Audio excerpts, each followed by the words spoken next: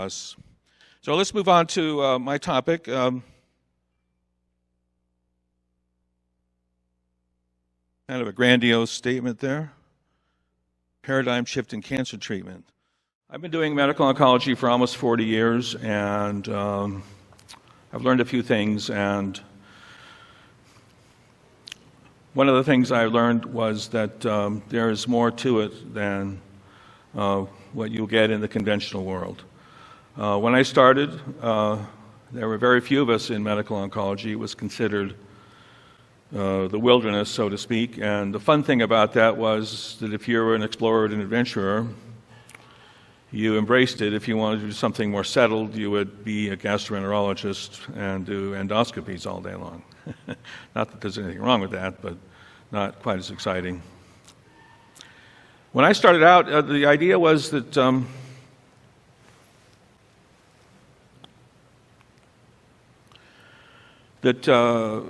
we'd be cured cancer by the year 1990 or the year 2000. So here is 2018, and I've cured a lot of people with cancer, but I've seen a lot of people, more people not cured. And that's sort of a euphemism. When you say not cured, you mean they died. There's something missing there. And so I want to, first of all, define integrative oncology for you. In the world we live in, there is a conventional medicine and there's everything else. Of course, if you're the everything else, then you say there's us and then there's those people. And what's not in the conventional world is considered complementary or alternative or holistic. And if you look at anything in history, like, say, Democrats and Republicans, it's a lot better when people come together and find common ground than it is if people are yelling and screaming at each other. And so integrative oncology is exactly what it says, to integrate the best things of conventional oncology with the best things of alternative holistic naturopathic medicine and combine it all together. In the conventional world, there is almost no discussion of what's outside of the conventional world. And that is a big shame, because if you're not coming to the Karlfeldt Center or someplace like that, you're really, really missing out. And as Mr. Newberger said earlier, there's a barrier because you have to pay out of pocket. That's that's pretty unfair. But the fact is that diet and nutrition and other things play a big role in your cancer care experience. I want to digress a little bit on item number 3 there, to explain a little bit how I got here, again, so that you might have some sense as to why I'm worth listening to. We'll come back to the rest of this. So there's a book there. Oh, gee, I happen to have a copy that I wrote. And like Bob said at the beginning, if you'd like a copy, just make a donation to the church. This is a book I wrote after practicing for 25 years, and it's the story of my journey as an oncologist. And I'm going to say some things that are a bit personal. I think that you'll find them appealing. And I'm also going to say some things that might be a little shocking to you, but you need to know the way the world works around us. When I came of age in the 60s and the 70s, the received wisdom in the scientific world was that the existence of God had been completely disproven. I know we're off topic, but it has to do with why I'm sitting here. And when I was in medical school, I read this book, published in 1970, where the greatest scientist, one of the greatest scientists in the world, wrote this book saying he'd absolutely proven that God doesn't exist, scientifically. And I read it, and I believed it. This book is about my return to faith. And one of the ways that I returned to faith was 30 years after reading this book and being deeply moved by the faith of my patients. I said, gee, maybe you're wrong, Steve.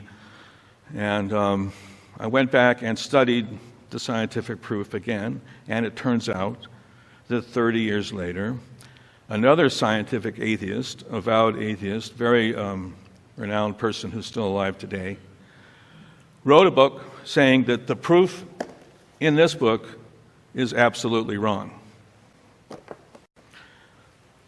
And I thought, well, that's wonderful. But you know what? The fact that the proof of God's non-existence came about is not acknowledged by the people who teach at our universities, teach our medical students. This is another book written by one of the most popular scientific writers in the United States. If you go to any bookstore, you will see 5 or so of his 20 books in the science section. Edward Wilson. And Professor Wilson has taken upon himself to carry the torch for scientific atheism. And rather than relenting and being embarrassed, totally embarrassed by the disgraceful false dogma that was put upon our society, he wrote this book about, this is a scientist, look at the title, The Meaning of Existence. Maybe a theologian should write a book like that. This is a quote from the book. I'm not going to dwell on it too much. Basically, he says, we've still proven that God doesn't exist. There's no redemption. And of course, the inference is if you're sitting in a church like this, you're wasting your time. Well, part of the reason I'm here today is because my goal for the rest of my life is to fight against this insanity. But the reason why this is germane to what we're talking about is because one of the things that occurred to me was, you know what, if the scientists are wrong about something like God, maybe they're wrong about cancer. I'm an oncologist, I ought to know something about that. So actually what we're going to focus on now is the huge gap in cancer care that the conventional world has left out, and I was led there only because I learned to be skeptical and to look for other things and not let these people who run our universities and our medical industrial establishment tell me what to do and how to treat my patients. So we'll do a little bit of science here. Dr. Carl Felt is going to give you more. I don't want to overwhelm you. But I'm going to get to just some basic things. So you can see there a cell with a nucleus, and in the nucleus that X thing is a chromosome, and out of the chromosome is the DNA. And so once all of this was discovered in the 50s, then they thought that they had come up with a molecular verification for Darwinism, and that the issue was settled, that you are molecular machines, you arose accidentally, you have no ultimate purpose, and that's what they say. And I think it's important to know that 90% of scientists in America actually believe this. They're not about to shout it from the rooftops, but in confidential surveys done by Mr. Wilson, he proudly published data showing that when he surveyed thousands of academic scientists, that they were in fact atheists. Of course, they don't like to use that word because it's kind of a scary word. So they call themselves materialists, meaning the world is made of material, but that sounds like they're driving Ferraris and living in Palm Beach. So now they call themselves naturalists. If someone says they're a naturalist, it means they believe that our God is nature. And you see an analogy of that. We used to talk about global warming, and then things weren't getting warm, so now they call it climate change. It's a way to make it seem more acceptable. Anyway, back to our topic. Paradigms in science, people if you don't study science, you would just think science just comes along here and there. But paradigms pop up, and before they pop up, someone who has an original thought, it didn't exist. So like the wheel, or cultivating food instead of gathering it in the wilderness, were fundamental changes in the evolution of human history. Even the business about converting from piston-driven airplanes to jets was a big deal. The British and the Germans had jets in 1941, but they thought they wouldn't be very good, so they didn't build them. And if they had, then the Germans would have won the war, because they had a jet in 1941 that nobody could touch. But Hitler didn't like it, so they didn't use it. But jet fighters completely replaced piston-driven airplanes, and the rest of that is history. Einstein came along and he was told, "There's nothing for you to discover, Albert." That's really true. He wanted to be a physicist, and he was told, physics is over. There's nothing there for you to discover. So he took a job as a postal clerk so that he could spend half of his day working on his research. And he changed the entire paradigm of physics. The same thing with Edwin Hubble, inventor of the Big Bang, although he never used that word, who found that the Milky Way was not the entirety of the universe. In fact, when he discovered that the universe was expanding, he was mocked, and they used the term Big Bang to insult him, because if the universe is expanding, then the logical conclusion is that it had to expand from something, which would have been the primordial event in our universe, which is basically what is stated in the first page of the Bible. So they didn't want that, so they made fun of them. Anyway, it became settled science later. So in oncology, where we didn't know anything, and actually the idea that you could kill cancer cells selectively with medications was considered absurd. No one thought that that could be done. And so in 1960, going back even not that far, there was no chemotherapy. All there was surgery and radiation. And sort of accidentally, people were given drugs that were, well, people noticed, for example, that after Hiroshima, people got leukemia. People noticed that after the mustard gas attacks of the First World War, that people had problems with their blood. And they thought, well, maybe we can use these drugs in a way that fights blood disorders. And they were able to figure out that these drugs attacked the DNA, and so cancer must be coming from the DNA. As Jennifer pointed out, cancer doesn't come from the DNA. It comes from the mitochondria, so we'll talk about that. But the paradigm is that the target for radiation is the nucleus, which really is not true. Ooh, look, there's a cell, and this is the whole cell. This blue thing is the nucleus. And then out in the cytoplasm, as we call it, are these things called mitochondria. And that's where cancer lives. And that should have been the target for cancer chemotherapy from the beginning of time. But it got overlooked, and once the corporations are making money doing what they do, changing paradigms is way, way, way too difficult. And so this entire realm of cancer vulnerability has been left neglected. So having come to this realization, then I realized, oh, this is the next sort of science is wrong epiphany that I had in my life. And I thought, well, someone else obviously is going to capitalize on this, but then no one did. And so I found myself more and more estranged or incompatible with the profession that I had devoted my life to and had fallen in love with, which is conventional oncology. Because when I started it,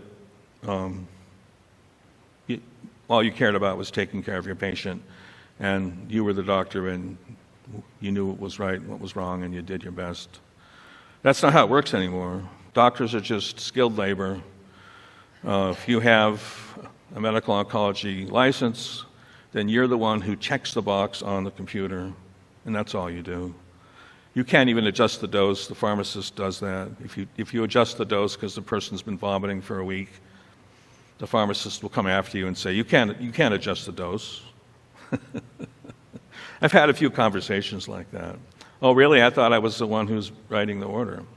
Well, yeah, but blah, blah, blah. Anyway, it's hard to live in such an environment. So I went to look for other things to do, which is why I'm here. There are some of you old enough to remember what this refers to. Disneyland classic cartoon series, Song of the South. And that's, if you don't know it, Brer Fox and Brer Rabbit. And I remember as a kid, Brer Rabbit saying, "Please don't throw me into that briar patch. Please, Brer Fox, don't throw me into the briar patch." All the while knowing, the rabbit did, that that's where he wanted to be, because he knew the fox couldn't get him once he was down into the thicket. What does that have to do with anything? Well, it has to do with the fact that cancer's not in the nucleus, it's in the mitochondria. And we're totally ignoring the mitochondria. And I say the conventional world is ignoring mitochondria. Dr. Karlfeld's going to say a lot about it, and I'm going to say a few things about it as well.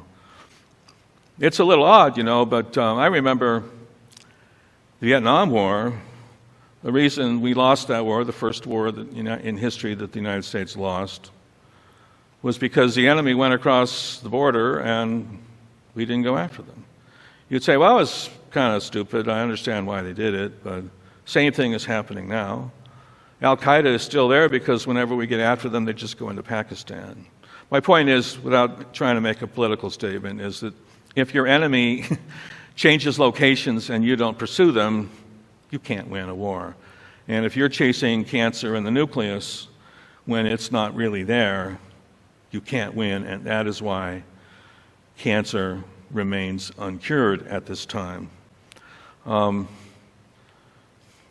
If you create a scientific model that fulfills your preconceived notion that God doesn't exist and tell the world about it from your ivory tower, you can sort of get away with it, but it's still a sad thing to do.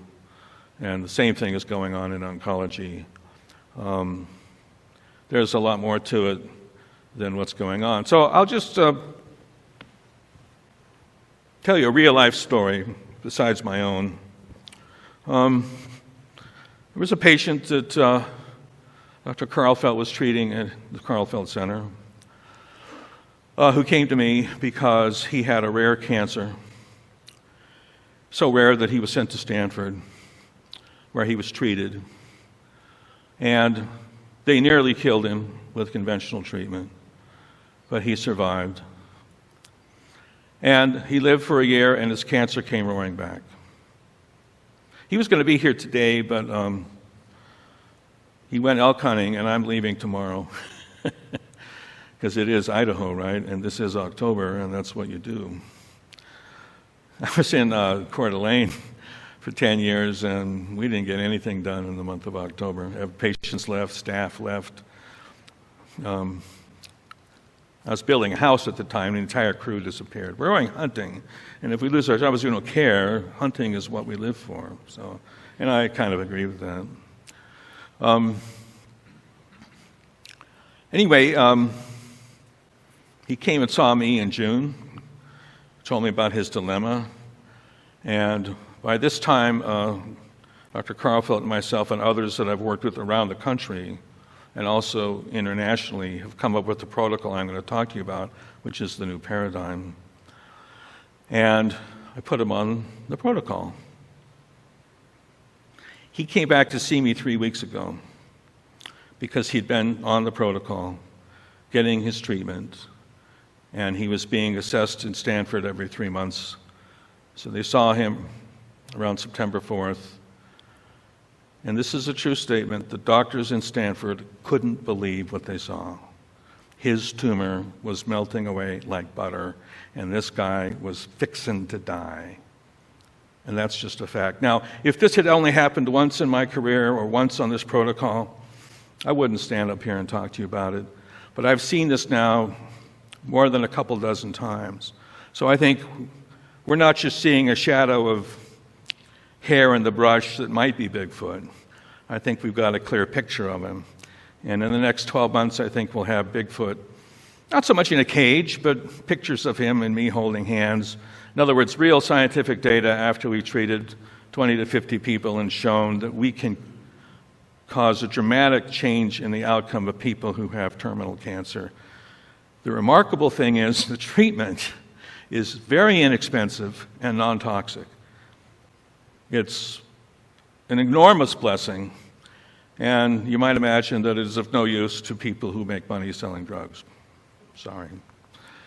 Anyway, ooh. Oh, good. Oh, okay. Oh, there's zeros over there. I'm going to revert back now to a little bit of science. There's a number up there. It's supposed to say 36 trillion with 12 zeros. That's the number of cells in your body. 36 trillion cells in an adult body. Now, if there were 36 trillion people on planet Earth, we'd really have to be getting along well to coexist. It turns out that in an organism, like a human or a pig or something, these 36 trillion cells have to coexist perfectly, or else the whole system falls apart. But the cells in a body are not there for their own sake. They are there for one purpose only, and that is to support the life of the host. And what goes on inside every cell in your body is 10,000 times more complicated than the most complicated computer ever created by man. Every cell in your body is 10,000 times more complicated than the most complicated computer made by man. So, one of the miracles of life is, if you've got all these cells doing what they do, dysfunction will occur, and the cell will recognize no longer metabolizing the way I should, I'm no longer detoxifying the way I should. In order for organisms to live, organisms had to develop a solution for dysfunctional cells, and the solution was the cell self-destructs. And it does this because it has to do it for the sake of the host, and the cell doesn't care about itself. It cares about the host. And you think, well, that must be a rare event. Every minute of your adult life, 1 million cells self-destruct. So since the time I started talking, you've lost 20 million cells. If you do the math, you can see it's just a fraction of the 36 trillion, and you make more cells. But the point is that this process of cell self-destruction is a well-documented scientific fact, and it's just part of human or animal physiology. Why is this important? And it's because if you want to treat a cancer with something other than a knife, so for example, even radiation or chemo or other medicines, the only way to do that is to cause the cell to go through that word at the top. It's usually mispronounced. The second P is silent. Apoptosis. This is already going on in your body 1 million times a day, 1 million times a minute. And cancer is not a disease of the DNA, it is a disease of a failure of apoptosis. Some cell became dysfunctional, and instead of self-destructing, it decided to be a renegade and start a whole new life cycle in and of itself. This is not debated science. This is settled. Everybody in the conventional world agrees with this. And everyone in the conventional world understands that when you radiate a cancer or you give chemotherapy, your goal is to induce apoptosis in a cell that should have done it but didn't. And so it's growing when it should be self-destructing. Now, oops, well, go back a little bit. Oh, those are some cool slides. Apoptosis doesn't occur in the DNA. It occurs in the mitochondria. If we want the cell to, and this is settled science, this isn't something I made up, it's pure, hardcore settled science. Apoptosis is initiated by the mitochondria. In fact, the only reason why chemotherapy works is because the chemotherapy which attacks the DNA, the cell becomes so dysfunctional that the mitochondria gets a signal saying things really are bad here, and so it self-destructs. But in order to do that, you have to initiate all this carnage of immune suppression, vomiting, weight loss, misery through the conventional treatments. So the classic paradigm in oncology is you have cancer cells and normal cells side by side, and they're from the same parentage.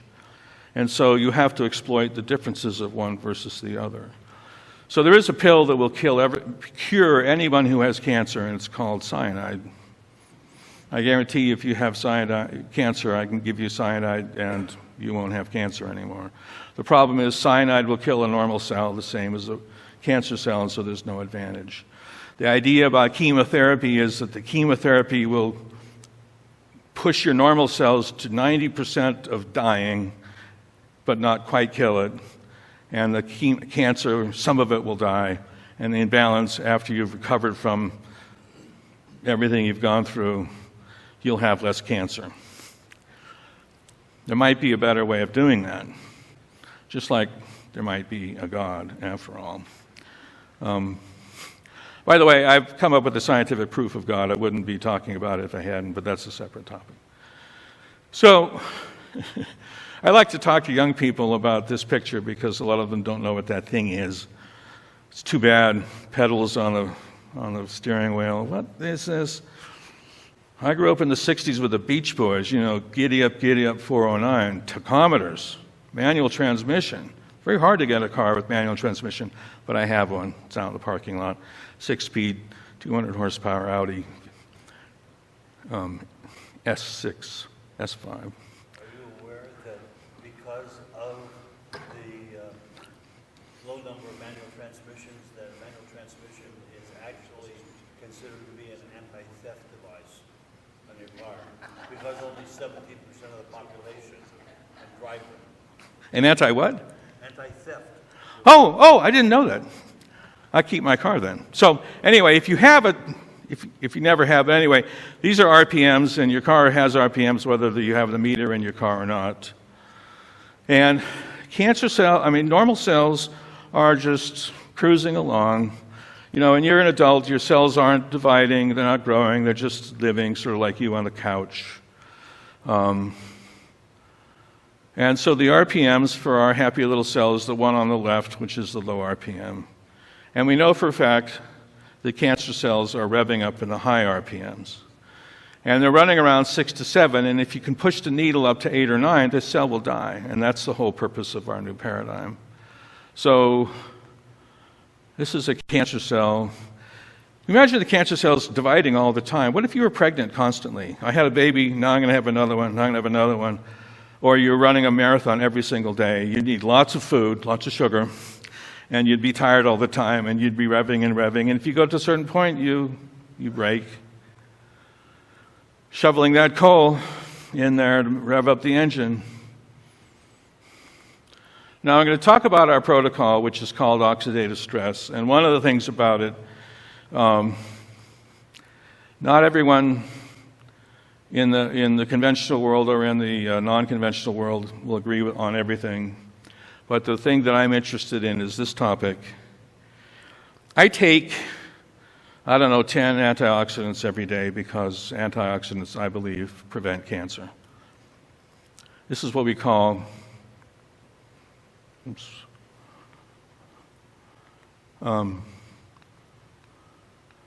diplomacy.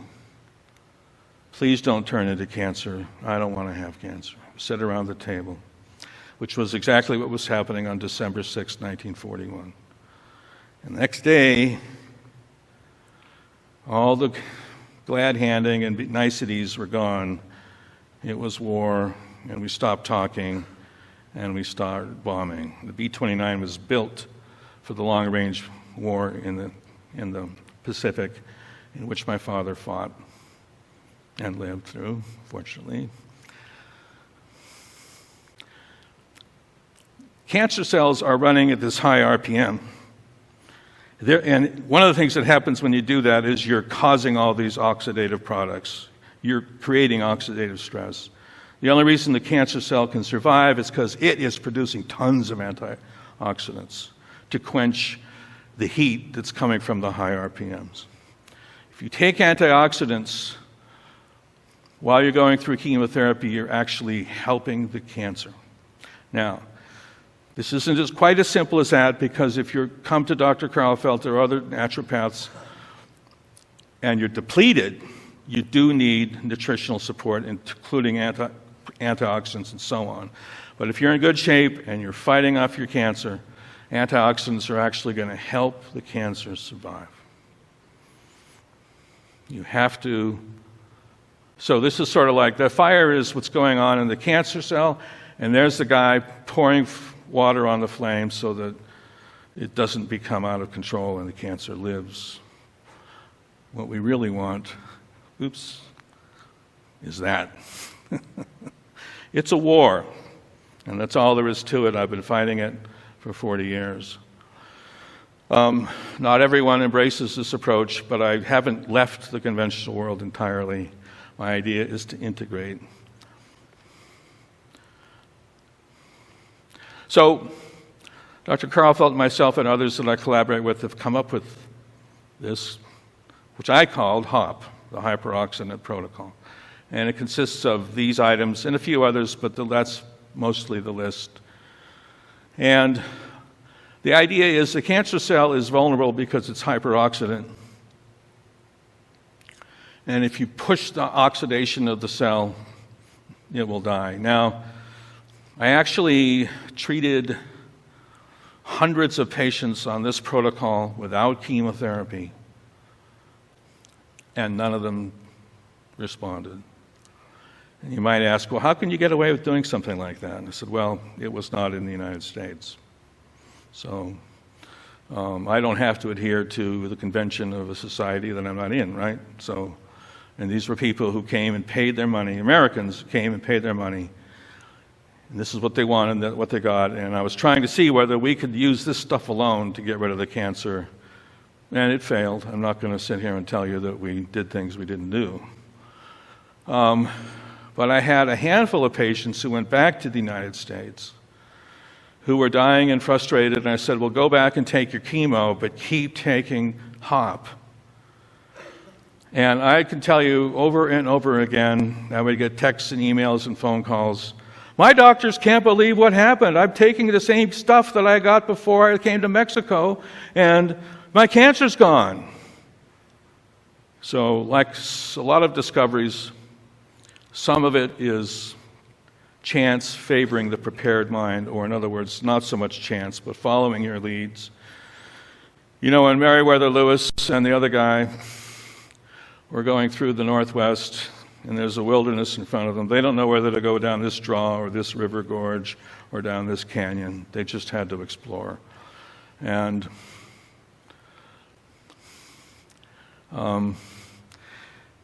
if you haven't done it yet, you really should go to Ontario, no, beyond Ontario, to Baker City, and you see the ruts of the wagon tracks on the Oregon Trail. Once the path was made, everyone got into the rut. Now, of course, that made a lot of sense. No point in reinventing the wheel, but oncology is now stuck in that. We're just going down the same rut. There could be another way to go, and this, I think, is the way. Now, one of the things about this protocol is they all have no significant toxicity whatsoever. And they're cheap. If you took all of that stuff that's there every day, it would cost you about $5 a day. maybe 10, I'm not sure, depending on how you take it. I mean, ozone can be given 20 different ways. Tylenol, gee, that's pennies on the pill, right? Tylenol is a pro-oxidant. That's how it works. Not that, and if you asked 100 medical oncologists, how does Tylenol work? What does it do to redox, oxidation? They wouldn't know, which is kind of odd. Now, I know what you're thinking. Why is vitamin C on that list? Vitamin C, everyone knows vitamin C is an antioxidant. I take 6 grams a day. I recommend it to everybody. Linus Pauling was famous for vitamin C, and he died of cancer when he was 95. Prostate cancer. And the guy can't live too much longer than that. Vitamin C is an antioxidant except for cancer cells. Vitamin C has to be converted intracellularly into something that makes it an antioxidant. The other thing that's funny, getting back to Jennifer's talk, is the vitamin C molecule is almost identical to the glucose molecule. So your cancer cells will suck it up. Now, it turns out that vitamin C by itself, which is used widely, has a lot of beneficial effects. For cancer, I believe you need to add these other items to the list and get the intended effect. Like I said, what antioxidants do, every cell in your body is stressed, and if there's a little too much stress, the antioxidants will help relieve that. Now, your body's already full of antioxidants, not like there are no antioxidants in your body. Your body's full of them. Your body makes antioxidants, but you can add to that. And,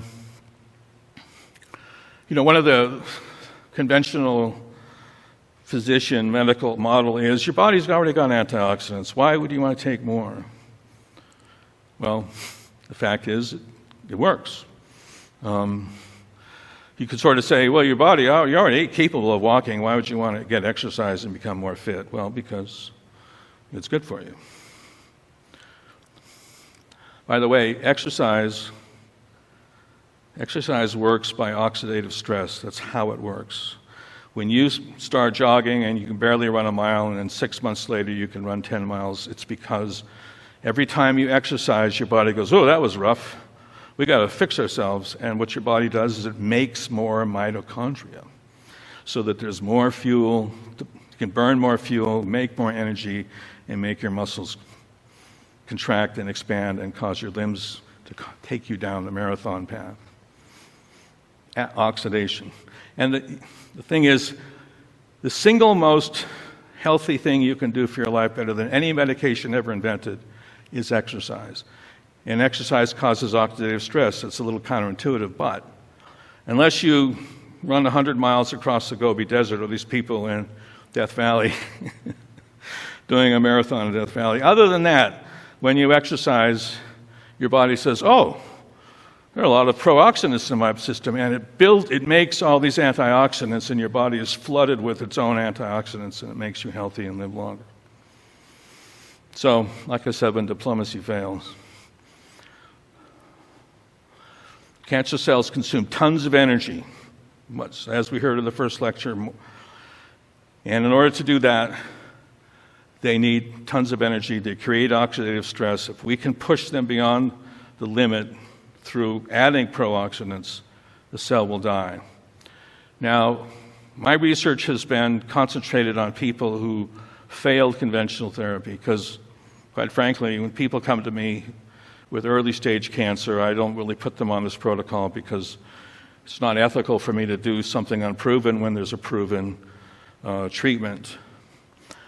My specialty is if you failed chemotherapy and your oncologist says it's hopeless, then I say, tell your oncologist you want more chemo, take this stuff, and it works. It works almost every single time. Now, when I say it works, I don't mean that you live forever. I'm saying that you live a lot longer than if you hadn't done it, and we are hoping to see some. Right now, we've only been doing this for a year, and so I can't say I have 5-year survivors because we're just getting started. But I have people who clearly would be dead if they hadn't done this, and they're alive and doing well. So I'm very, very passionate about it, and we are in the early stages. I believe through my binoculars, I've seen Bigfoot wandering through the bushes. I don't have a hair sample yet. What I mean is that in order to make a scientific statement, I have to have 50 or 100 patients and over a period of several years. This is a paradigm shift. You don't convince people because you say, oh, I saw this happen in Mexico and it works. There are a lot of people doing that down there. That's fine, but in order to really change things, you have to prove to the rest of the world through their method that they're wrong. When Einstein came up with relativity, everyone thought it was really goofy. And people had to wait for complete solar eclipses to measure, to see the light bending around the sun in the dark. And that's how they proved relativity. Something like tectonic plates, which we all believe in now, that theory came up in the 60s, and the guy was considered to be a lunatic. Turned out he was completely right, and we all accept that now. The great Edwin Hubble, who never, ever uttered the words Big Bang, is considered to be settled science because he looked through a telescope and thought things that no one else had thought of before. But it takes time. Big Bang wasn't settled for 20 years. Like I said, these integrative molecules don't work alone. They have to be integrated with conventional therapy. That's the state of the art now. I'm collaborating with others to enhance the protocol. Maybe we can get it to work without therapy, because there are a lot of people who don't want to get therapy, that is to say, conventional therapy. Right now, I can't tell you not to do that, but I can tell you that this is a good way to go if you don't have something simple. So if you had an early stage lymphoma and you saw me in my clinic, I would just give you chemotherapy. You would go into remission. It would be a walk in the park. But if you have a rare disease like the gentleman I mentioned who'd been to Stanford and failed, and they said, your time is almost up, and he came to us at the Karlfeld Center, we put him on the protocol. He went back to Stanford, and they go, oh my goodness, aren't we wonderful? We made this happen. And I don't really care. I mean, I'm happy. I don't care what they think. As long as the patient does well, that's the only thing I care about. Oh, I must be done. Thanks for listening.